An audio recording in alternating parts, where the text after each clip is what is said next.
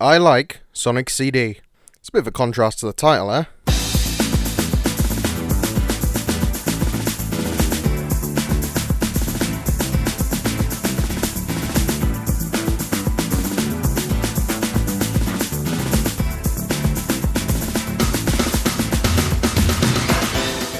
I've genuinely been wanting to do this for a while, but to put it mildly, things came up, and I wasn't able to do the Sonic 2 video that I wanted to do originally because, well, I lost interest. But screw doing things in order, because I want to do this first. I think Sonic CD is really good. Like, really, really good. That might surprise you given my stance on the original Sonic the Hedgehog and that video title, and the fact this was basically made by the same team without the top dogs. Well, as we dig into this, I'll begin to shed light on just what happened to make this game a pretty landmark entry in the series as a whole. And also look at its failings, because that's fun! This game is peculiar though. It's one of these games that you play through once and think, wow, this sucked! And then you play through it again, and again, and again, and suddenly you think, wow, this game sucks less. Granted, that is basically a thing with every game in the series, but the effect is particularly acute here for a reason I'll pick back up on later. So, how's the actual gameplay then? Fine, that's about it. Now again, that may seem counter to how I opened the video, but hold on a sec, because the basic gameplay loop isn't really the thing that makes this game special, but I'll go over it anyway.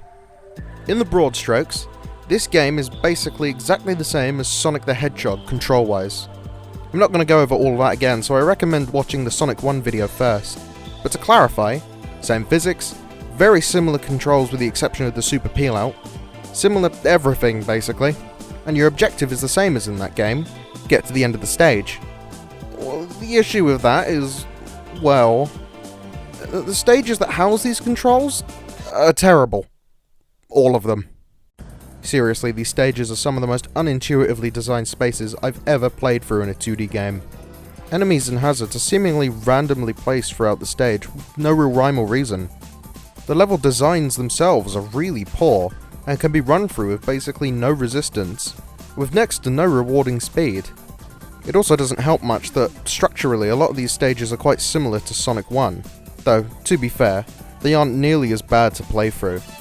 Zones like Palm Tree Panic having a resemblance to Green Hill was quite nice, but other stages like Tidal Tempest being a lot like Labyrinth Zone is just no. So as you can imagine, I was less than impressed during my original playthrough. I thought that playing through the game once was enough for me.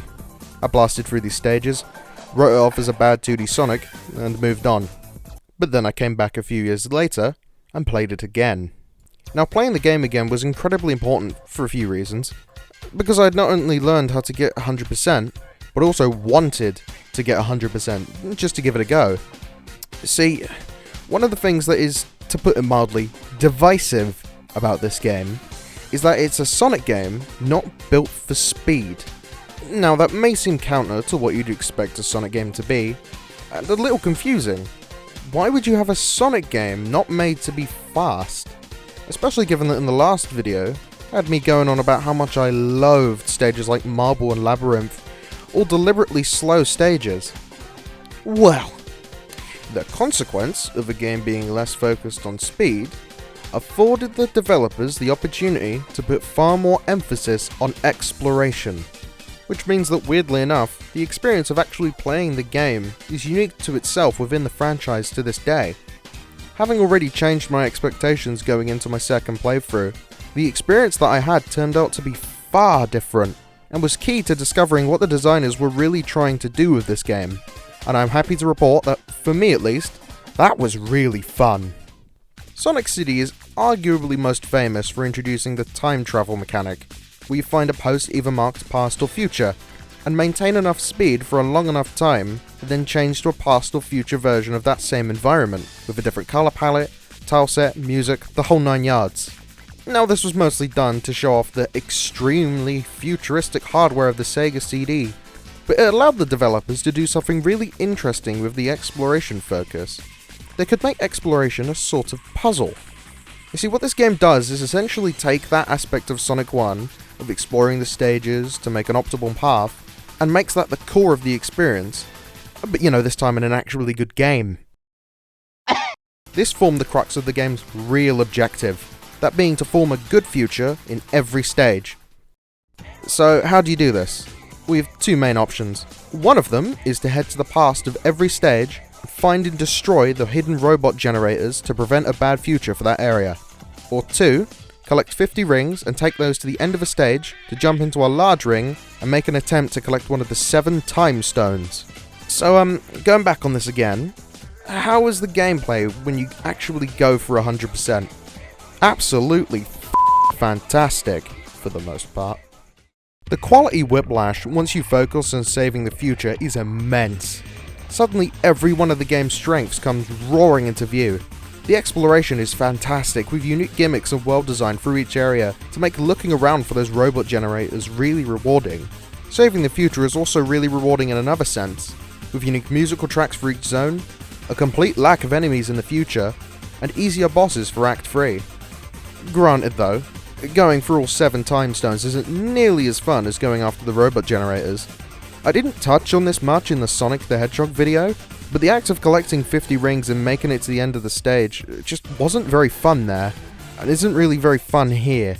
The special stages themselves are very clunky to move around in, though I will say they are a lot better than those awful Sonic the Hedgehog special stages. Though to be fair, collecting all 7 of the time stones will guarantee both a good future in every stage, and the good ending of the game.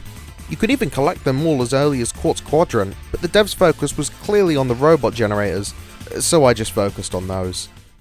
Coming off of that though, oh man, this game's atmosphere is superb. The 2 different futures of each stage couldn't be more distinct. Even when they share very similar layouts, the distinction comes with fantastic art design, which lifts from a thematic element from Sonic the Hedgehog, funnily enough. When you got deeper into that game, the lush environments gave way to dead mechanical hellscapes. But CD, like many things, takes it a step further by making the past an overgrown nightmare of unfinished terrain and hazards.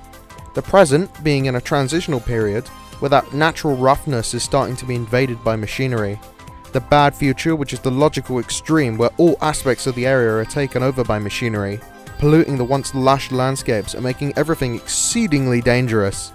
While the good future isn't just back to normal, it sees a utopian blending of nature and machinery with very little danger. And the game achieves this level of thematic cohesion by leveraging the absolutely phenomenal soundtrack. You've been listening to it the entire time. This game's Japanese soundtrack, oh my god, it is absolutely legendary.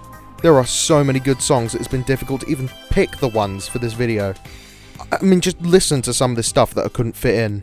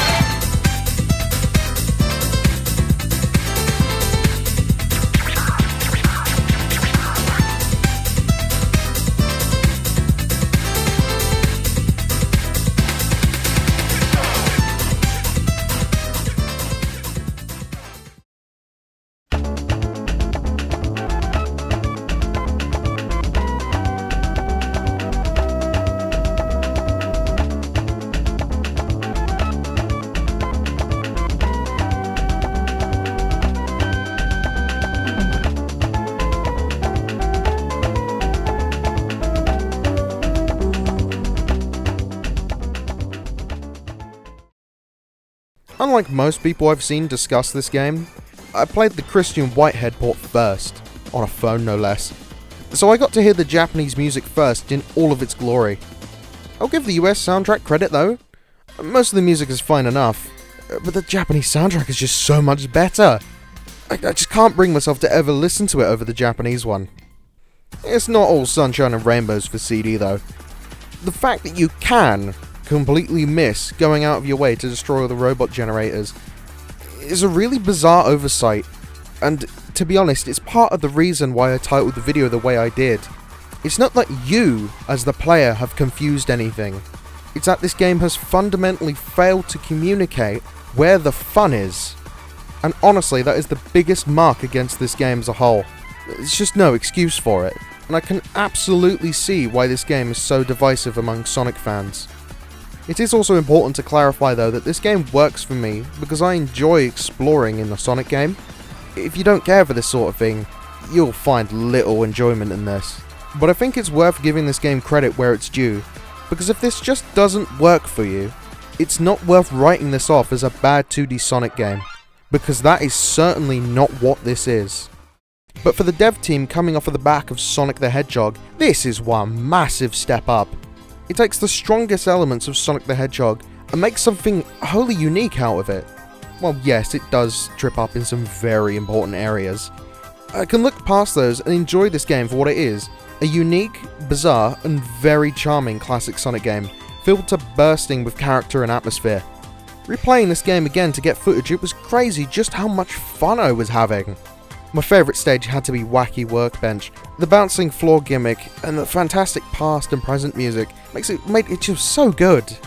Oh yeah, just don't forget to tick off your 2D Classic Sonic Contains Bollocks card. One more and I get a free Chaos Emerald. Seriously, why? So coming out of my third playthrough, going for 100%, and making this video, how would I rate this among the rest of the 2D series?